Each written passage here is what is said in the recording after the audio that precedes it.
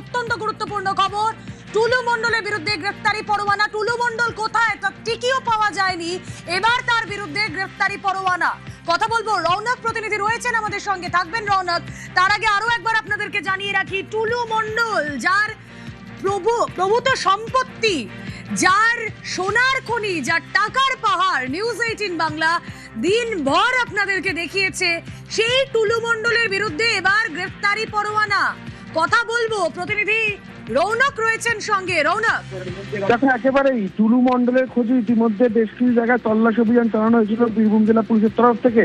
এবং এই যে সিন্ডিকেট চক্র, সেই সিন্ডিকেট চক্রের মূল কাণ্ডে টুলু মণ্ডল, এমনটাই পুলিশের প্রাথমিক অনুমান ছিল।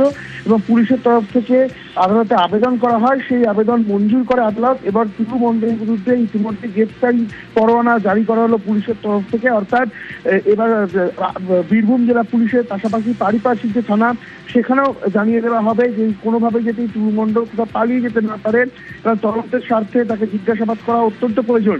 এই কারণেই কিন্তু আদালতে টুলু মণ্ডলকে এই গ্রেফতারি পরোয়ানা জারি করার জন্য পুলিশের তরফ থেকে আবেদন করা হয়। পরবর্তীতে সেই আবেদন মঞ্জুর করে আদালত। অর্থাৎ এবার থেকে টুলু মণ্ডলের বিরুদ্ধে যে গ্রেফতারি পরোয়ানা, সেই গ্রেফতারি পরোয়ানা ইতিমধ্যে পুলিশের তরফ থেকে জারি করা হলো।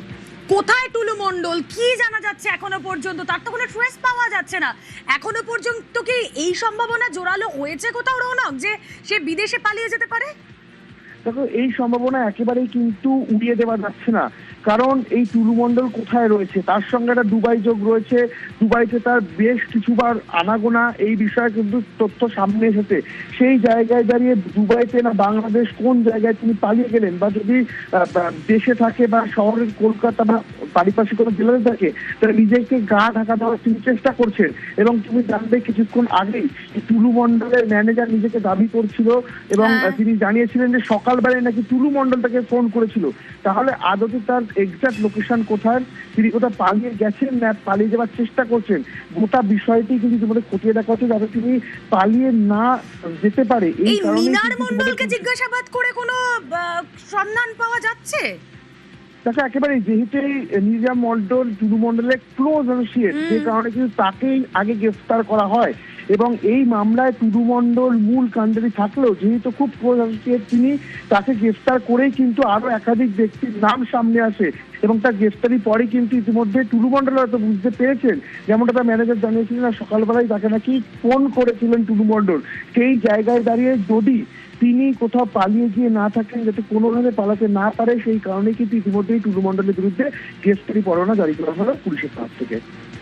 ওকে, সরকারি আইনজীবী বিভাস চট্টোপাধ্যায় তিনি এই জল্পনা আরুষকে দিয়েছেন। তিনি বলছেন যে বিদেশে পগার পার হতে পারে এই টুলু মণ্ডলে।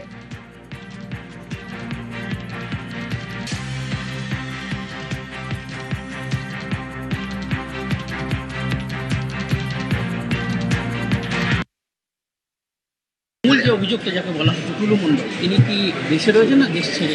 এটা নিয়ে আমাদের ইনভেস্টিগেশন চলছে, ওনাকে খোঁজা হচ্ছে। আমাদের যেটুকু ইনভেস্টিগেশনে এসছে তাতে উনি পালিয়ে যাবেন, এবং সেই কারণে এই ভদ্রলোককে এই সমস্ত সম্পত্তির কাস্টোডিয়ান করে রেখে গেছেন যে তুমি পাহারা দাও, আমাকে বেরিয়ে যাচ্ছি। এবং 23শে মের পর ওনার মুভমেন্ট দেখা যাচ্ছে বিভিন্ন জায়গায়, সেগুলো নিয়ে ইনভেস্টিগেশন চলছে। এখন অ্যাট দিস স্টেজে আর্লি সেটা কিছু বলা যাবে না। আইনের হাত খুবই শক্ত, দেখা যাক, লম্বা, নিশ্চয় ধরা পড়বে একদম।